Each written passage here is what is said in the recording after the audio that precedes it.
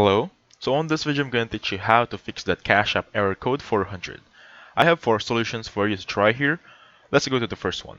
Open up your Safari browser, and as you can see on the background, it's currently testing the speed check. So the first solution, of course, testing your internet speed. This is going to be my favorite website to check on my internet speed. It's going to be called fast.com. And the minimum requirement for Cash App to run properly is 2 to 3 Mbps. So if you're having kbps or below 2 Mbps, please make sure to call your provider and tell them to fix it, okay?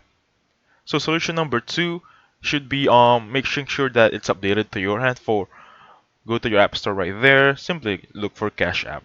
Since Cash App is not really available on my country, it will not show up, but for example, this is Cash App, right? Make sure this part right here says open and it doesn't says update, okay? If it says update, just simply click on it and you're good to go. And lastly, unloading the application. How can we do that? Go into settings right there and simply clicking Cash App, okay?